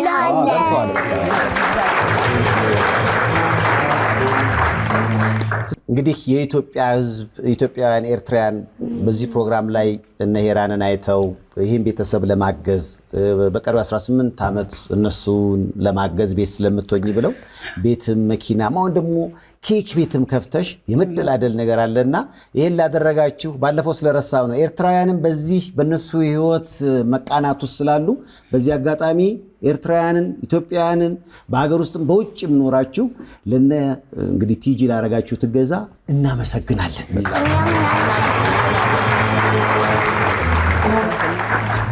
ዛሬ ደግሞ ተራው እንግዲህ ከጨዋታው በፊት የጋሽ ኪሮስ ይሆናል። ጋሽ ኪሮስ ስላየው በጣም ደስ ብሎኛል። ነገ በሂልተን ሆቴል የጨለማ ዲነር ይኖራል። ሁላችሁም ተጋብዛችኋል። አንድን ነገር ዋጋውን የምናውቀው ስናጣው ነው። አዎ ስለዚህ አይናማ የሆኑ በጨለማ ውስጥ ሆነው ራት ቀርቦላቸው ሳያዩ ያን ምግብ ደፍረውም ወይም ደግሞ ነክተውት እጃቸውን ተጠቅመው ምክንያቱም ያው እጃችንን የምንጠቀመው ብለሃል ጋሽ ኪሮስና የመብላቱን ጉዳይ ከዛ በኋላ ደግሞ ብርሃን ላይ የቀረበላቸው ምግብ እንዲያዩ ማድረግ ነው።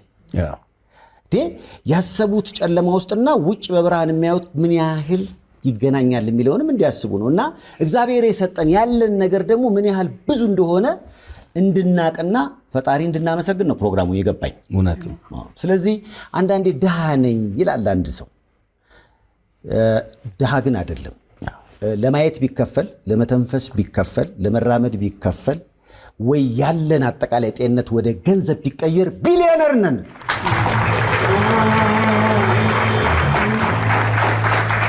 ጋሽ ኪሮስ ያው እንግዲህ ከተገናኘን አይቀር ወደ ጌሙ ከመግባታችን በፊት እዚሁ ለሰይፉ ቤቤስ ተመልካቾች አይነ ስውራን አስተናጋጆች ይመጣሉ። ምግብ ይቀርብና እንሞክራለን። ለዛ ዝግጁ ነህ አይደለ? አዎ። ወደዛ ከማለፋችን በፊት እኔ ራት አብረን እንበላለን። አይዟችሁ እሺ። ወዲ ጉድ ፈርቻለሁ እንዴ ፈራሁኝ። ብሸነፍስ? ግን እኔ እስቲ ቆይ እሞክራለሁ። ግን ፈራሁኝ። ስትነኪው በጣም የዘገነነሽ ምግብ አለ? አይ እንስሳ ነው የዘገነነኝ። ምግብ አልዘገነነኝም። እንስሳ ነው የሆነ ነገር እየበላሁኝ ስነካው በእጄ ነበር የበላኝ ነበረው። ደግነቱ በማንኪያ ቢሆን ኖሮ ጥሩ ነበር። ከዛ አገኘው የሆነ ነገር ማለት ነው። ምንድን ነው? በላሁት። ስጋ ነው በላሁት። ወጥኩት። ሌላ የሆነ ነገር አገኘው። ስበላው እንዲህ ሙልጭ ይላል። አያ በቃ ማን ይበላዋል ብዬ ተበላ። ስጋ ነው እሱ። በቃ ስጋ እንደዚህ ሲሙለጨለጭ ምን ቢሆን ጥሩ ነው? አንጀት በላሽ። አሁን ራሱ አንጀቴን በላሽው።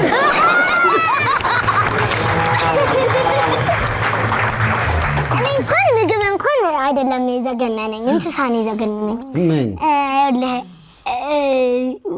የምተኛበት ክፍልና የምቀመጥበት ቲቪ የማይበት ክፍል ዲፍረንት አላቸው። በመሀል ግቢ ያለ ማለት ነው። እንደዚህ ሰርቪስ ነው እና ወደዛ እየሄድኩ ነው። ጫማዬ ነጠላ ጫማ ነው፣ ሲሊፐር ነው። እንግዲህ አስበው እስቲ፣ ክፍት ነው። አስቡት እስቲ፣ ክፍት ነው። ቀይ ነው ጫማው። አዲስ ነው ማለት 5 ቀን ሆኖታል። ገዛሱን አድርጌ እየሄድኩ ነው። የማይታወቅ ምንድን ነው ስሙ የነበረው? ቀንድ አውጣ ነው ምን የሚባል እንስሳ እግሬ ውስጥ ገብቶ ጫፌን ለብቻው ንቄው በቃ ሩጬ ለቀኩት። የተባለው በቃ ሰፈሩ ተበጠበጠ። ከዛ ማለት ነው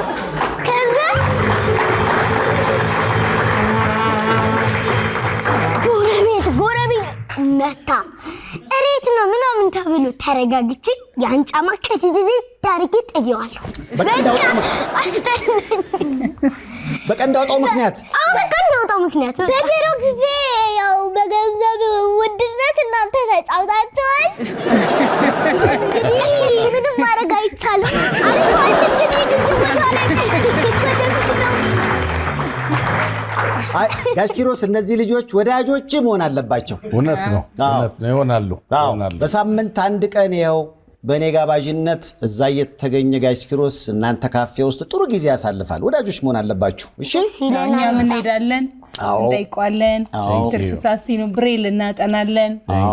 በደንብ የሚገባ እኛን የምታገኙ ግን ኤቭሪዴይ አይደለም። በቃ ሁላችንም ኤቭሪዴይ ብትመጡ ችግር የለውም። ግን እኛን ማግኘት ከፈለጋችሁ ዋንስ ኤ ዊክ እሑድ ከሰዓት ላይ ቮለንተር ሆነን እንጠብቃቸዋለን። ዌተር ሆነን እንጠብቃቸዋለን። ዌተር እስካሁን እንግዲህ በዚህ በሰይፉ ኦን ኢቢኤስ ዝግጅት ይህ ቤተሰብ በብዙ ሲታገዝ ነበር። ዛሬ ደግሞ ለጋሽ ኪሮስ ሰርፕራይዝ አለ። ምክንያቱም ጋሽ ኪሮስ ሰፋ ያለውን ጊዜ ቤት ውስጥ ነው የምትሆነው።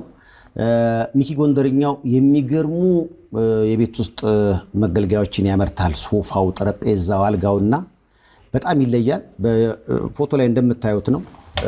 ለጋሽ ኪሮስም ጋሽ ኪሮስ እንወዳለን፣ እድሜ ከጤና ይስጥህ፣ ልብህ ሁሌም ብርሃን ነው ብለው 200,000 ብር ግምት ያለው ሶፋ ነው በረከት ብለዋል።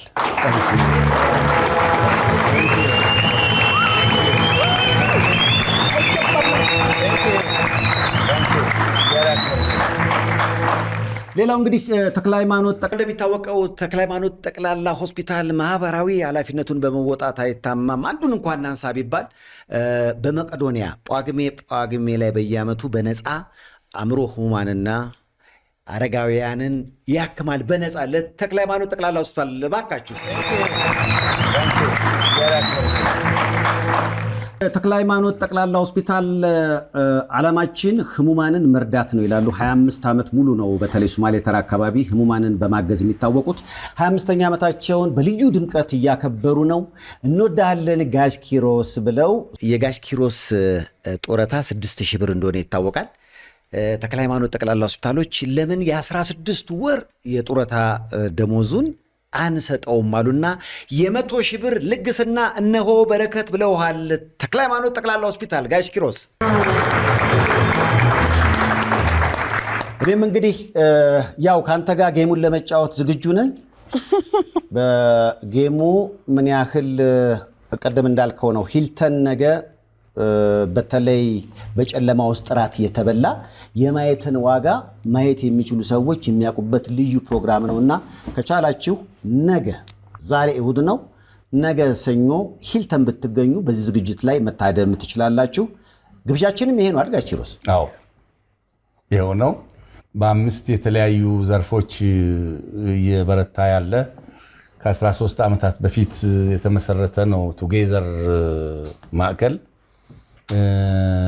ወላጆች አይነ ስውራን ወላጆች ሎተሪ ሊሸጡ ሲወጡ በየጎዳናው ወይም እንደ ኢትዮጵያ ህብረተሰብ የድህነት መጠን ለልመናም ሲወጡ ልጆቻቸውም አብረው የዚህ ችግር ተቋዳሽ እንዳይሆኑ ልጆቻቸውን ተቀብለው ቁርስ፣ ምሳ፣ ራት እያበሉ እንደ ኬጂም እንደ ዴይኬርም አድርገው እያስተናገዱ ማታ ከወላጆቻቸው ጋር የሚያገናኝ ፕሮግራም አላቸው። ዲነር ኢን ዘ ዳርክ ፕሮግራም ያዘጋጃሉ። ቡና እንደዚሁ የኮሚኒቲ የማህበረሰብ ንቃት መፍጠሪያ ወደ 12,000 የሚሆኑ ቀጥታ ተጠቃሚዎች የአካል ጉዳተኞች ማለትም አይነ ስውራን ላለፉት 13 ዓመታት 12,000 ያህል ረድቷል። 25,000 ደግሞ በተዘዋዋሪ የዚሁ ድርጅት ተጠቃሚ ሆኗል። ነገር ግን ይሄ ድርጅት ትልቅ የቤት ችግር አለበት። የበለጠ ከዚህ በላይ ከ12,000 ቀጥታ ተጠቃሚ በላይ ከ25,000 ደግሞ በተዘዋዋሪ ከሚጠቀሙ ሰዎች ቁጥር በላይ ለማድረግ የማዕከል ችግር አለበት። የኪራይ ችግር አለበት። የቤት ኪራይ ችግር አለበትና የቤት ኪራዩ እንዲቀረፍ ይፈልጋል። አንድ የጀርመን ቱጌዘር የሚባል ማዕከል ነው የሚረዳቸው። እንደምታውቀው በእኛ ሀገር ይሄ ሶሻል ኮርፖሬት ሪስፖንሲቢሊቲ ብዙም አልተለመደም። እኔ አንድ ሰው ነኝ። እኔን ከሚረዱ ብዙ ወዳጆች ድርጅቱን ቢረዱ ብዙ ሰው ተጠቃሚ ይሆናል። እኔን የረዱኝ ሰዎች ግን እኔ ብቻ ነኝ ተጠቃሚ መሆነው። ጥቅሙ ለኔ ነው።